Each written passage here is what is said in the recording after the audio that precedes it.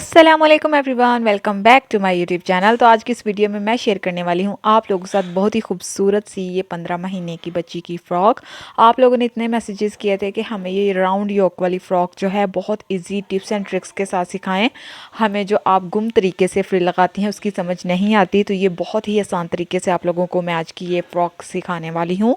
तो यहाँ पर मैंने योक की कटिंग के लिए जो है एक पूरा फैब्रिक ले लिया है। आप 2 पीसेस में भी इसको ले सकते हैं और 1 पीसेस में भी इसको ले सकते हैं। तो यहाँ पे जो मैंने इसकी चौड़ाई ली है वो 15 इंच ली है और इसकी जो लंबाई ली है वो मैंने 7 इंच ली है। 5 इंच मैंने शोल्डर लाइन ले लिया और 5 इंच ही मैं आर्म होल पे निशान लगा लूँगी।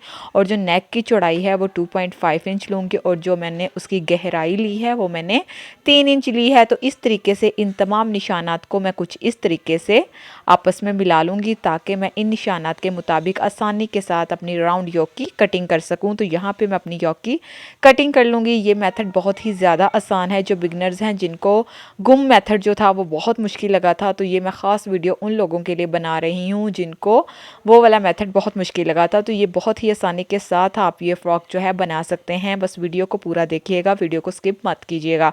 तो यहाँ पे जो मेरी राउंड योक है वो कुछ इस तरीके से कट चुकी है। अब हम क्या करेंगे, इसको ओपन कर लेंगे। ओपन करने के बाद बैक साइड पे एक स्ट्रेट कट लगा देंगे ताकि हम वहाँ पे बटन प्लैकेट्स को अटैच कर सकें। तो यहाँ पे इस तरीके से मैंने एक कट लगा दिया है और इस्त्री की मदद से इस तरह से मैंने जो एक बटन प्लैकेट थी उसे मैंने रेडी कर लिया है। तो अब इसके अंदर मैं इसको इस तरह से फिक्स करूँगी और सिलाई की मदद से इसको मैं एक दूसरे के साथ अच्छी तरह से जोड़ लूँगी। तो यहाँ पे जो हमारी प्लेटेड पार्ट है, प्लेटेड पार्ट के लिए भी मैंने 2 पीसेस ऑफ फैब्रिक के ले लिए हैं, जिसकी मैंने चौड़ाई ली है तकरीबन 20 से 22 इंच। जो मैंने इसकी लंबाई ली है वो मैंने ली है 13 इंच। इस तरीके से मैं अपने प्लेटेड पार्ट को फोल्ड कर लूँगी। फोल्ड करने के बाद अब हम क्या करेंगे, यहाँ से हमने अब अपना आर्म होल कट कर लेना है। तो 2 इंच पे मैंने चौड़ाई पे निशान लगा लिया है और ये तकरीबन 3 इंच मैंने लंबाई पे निशान लगा लिया है। तो इस तरीके से मैं राउंड शेप देते हुए अपने आर्म होल की कटिंग कर लूँगी। आप बड़ा भी आर्म होल कट कर सकते हैं। यहाँ पे मैं छोटी बच्ची का बना रही हूँ तो इसीलिए मैंने इस तरह से छोटा कट किया है।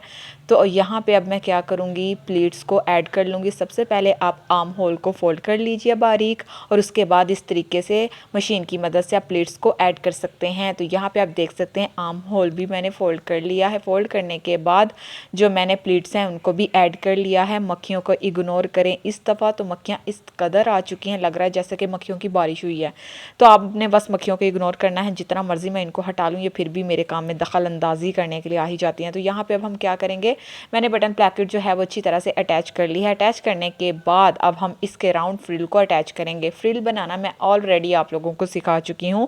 जो बिगनर्स हैं जिनको बिल्कुल भी फ्रिल बनाना नहीं आती वो जाके मेरी पिछली वीडियो से सीख सकते हैं कि हम फ्रिल जो है वो किस तरह से बना सकते हैं। बहुत ईजी मेथड है। तो यहाँ पे जो मैंने फ्रिल की चौड़ाई ली है वो मैंने ली है तकरीबन 3 इंच ली। तो मैंने 3.5 इंच थी। फोल्ड करने के बाद जो मेरे पास है वो 3 इंच रह जाएगी। उसके बाद जो मैंने इसकी लंबाई ली है, आप लंबाई अपने योक के अकॉर्डिंग जितनी मर्जी ले सकते हैं। कम फैब्रिक है तो जोड़ डाल के बड़ी कर लीजिएगा, अगर ज़्यादा फैब्रिक का है तो वेल एंड गुड, ये बहुत अच्छा हो जाएगा। तो इस तरीके से हमने क्या करना है, अपनी फ्रिल को अपनी योक के राउंड कुछ इस तरीके से अटैच कर लेना है और बैक से थोड़ा सा हिस्सा तकरीबन हम 5 से 6 इंच जो हिस्सा है उसे मैं छोड़ दूंगी। तो आप चाहें तो आप पूरी भी फ्रिल अटैच कर सकते हैं। तो यहाँ पे जो हमारी फ्रिल है वो अटैच हो चुकी है कुछ इस तरह से। आप इसकी लुक देख सकते हैं कितनी प्यारी रेडी हुई है।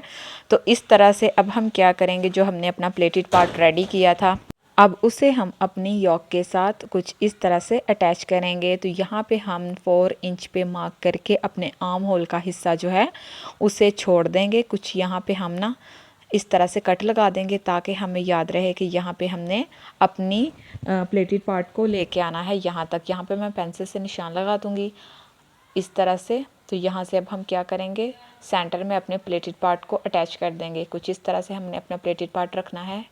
इस तरह से करके बिल्कुल इसी तरह से हमने जो है सिलाई के साथ अपने प्लेटेड पार्ट को अटैच कर लेना है और दूसरी जानिब भी हम अपने बैक वाले पार्ट को भी इसी तरीके के साथ रखेंगे और रखने के बाद इस तरह से स्टिच कर लेंगे। तो यहाँ पे जो हमारे प्लेटेड पार्ट है वो बिल्कुल अच्छी तरह से जुड़ चुके हैं। और यहाँ पे सेंटर में ये मेरे पास बहुत ही प्यारा सा लेस का मोटिव बचा हुआ था, तो उसका मैंने यूज़ कर लिया है अपनी योक के सेंटर में। आप चाहें तो किसी भी बो का भी यूज़ कर सकते हैं या फिर आप लेस के फ्लावर्स को कट करके भी लगा सकते हैं। तो इस तरीके से अब मैं क्या करूँगी, अपनी फ्रॉक को साइड से स्टिच कर लूँगी।